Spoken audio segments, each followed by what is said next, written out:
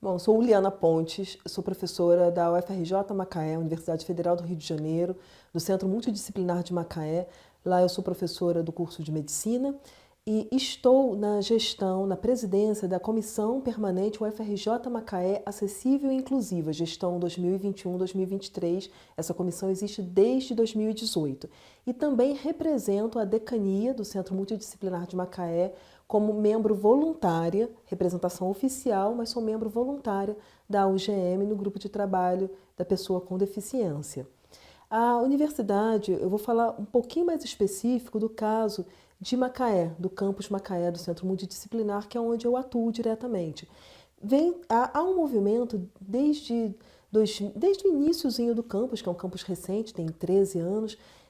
Esse movimento foi capitaneado por alguns professores, eu menciono a professora Jane Capelli, que liderou esse movimento, de trabalhar as questões da pessoa com deficiência, com uma ênfase bastante grande na inclusão e na articulação com os serviços de educação, não só dentro da universidade, como também da rede municipal de Macaé, que é uma rede que nos acolhe no âmbito do SUS e das unidades de escolares para os projetos de pesquisa e extensão.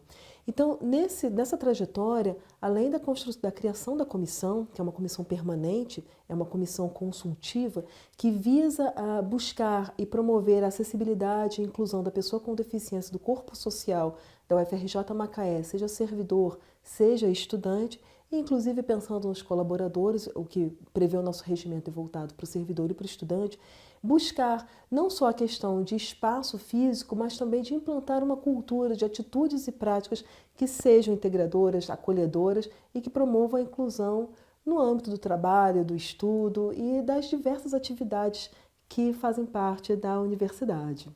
A partir do trabalho dessa comissão permanente, né, quais são as políticas já implementadas e como que você observa esse avanço ao longo dessa trajetória de mais de 13 anos do campus? A gente tem um trabalho muito consultivo, então a gente, ao mesmo tempo que trabalha com o coletivo, por exemplo, fazendo a análise situacional dos espaços físicos, laboratórios, salas de aula, se está adequado o tamanho da porta, essas questões, também as questões individuais, buscando a equidade. A gente trabalha com parcos recursos, infelizmente as universidades estão com parcos recursos, mas dentro das especificidades. Então, se tem uma pessoa com deficiência visual, então o que é prioritário para que essa pessoa possa exercer suas atividades acadêmicas com êxito e com segurança também, e assim a gente vai equacionando e atendendo às demandas que vão surgindo dessas pessoas ou dos cursos ou institutos a que as pessoas estão ligadas. Lembrando que a gente atua junto dos servidores e dos estudantes também.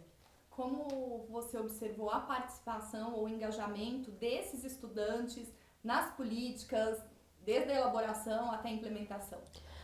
A CEPAI, ela tem representação de estudantes e a gente já teve vários estudantes participando, né? Atualmente os 2 estudantes também são pessoas com deficiência, mas é interessante a gente observar que não só pessoas com deficiência que se engajam, outras pessoas também se mobilizam.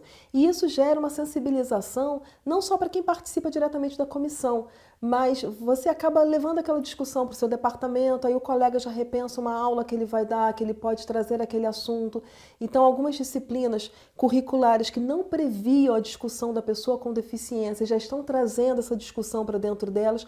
Então, isso acaba impactando na formação dos nossos estudantes, isso acaba impactando também no dia a dia dos servidores que já repensam as suas práticas. Então, eu percebo um engajamento que ainda tem muito a crescer, é óbvio, mas essa sensibilização, ela acontece e ela já surte efeitos na questão de acessibilidade dos eventos, de pensar a descrição quando vai colocar um cartaz, de ter o intérprete de Libras quando tem a presença de uma pessoa surda, de perguntar se vai ter necessidade de alguma adaptação. Então, essas mudanças que podem parecer pequenas, mas elas vão construindo essa cultura que a gente busca.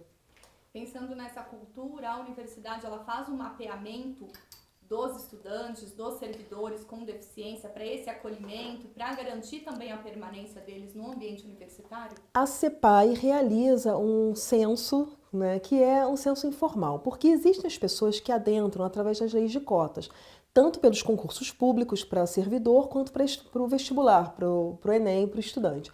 Só que tem aquelas pessoas que de repente elas não concorreram nas cotas ou desenvolveram uma deficiência depois. Então a gente faz periodicamente um chamamento. Você é pessoa com deficiência? Então conta pra gente. Então a gente consegue fazer esse mapeamento. O último que foi feito foi no ano passado e o próximo vai ser feito agora. A gente está tentando manter essa periodicidade a cada 2 anos. Mesmo durante a pandemia, a gente manteve as reuniões ordinárias, mensais, então isso faz com que a gente consiga ter até pessoas que não têm deficiência, mas têm algum problema de saúde, ficam na dúvida, será que isso se enquadra ou não? A gente orienta também, porque a gente trabalha a pessoa com deficiência, mas a pessoa vem antes da deficiência. Então a gente olha para todas as questões, assim, as questões de gênero, de inserção social, de origem, que às vezes dificultam também, independente da pessoa ter a deficiência ou não, dificultam esse acesso, embora, obviamente, o nosso olhar seja para a pessoa com deficiência. Então, nesse mapeamento, a gente consegue identificar, tem o oficial, que são das pessoas que entram pelas leis de cotas, e tem esse que as pessoas se autorreferem. Algumas preferem, falam, olha, mas eu prefiro ficar anônima porque eu me sinto constrangido, e outras falam assim, olha, me chama, quando quiser citar meu nome, pode citar, porque eu quero ser vista como uma pessoa com deficiência, isso é uma questão interessante para a minha identidade individual, então a gente respeita essas decisões que são tomadas pelas pessoas que se autodeclaram pessoas com deficiência.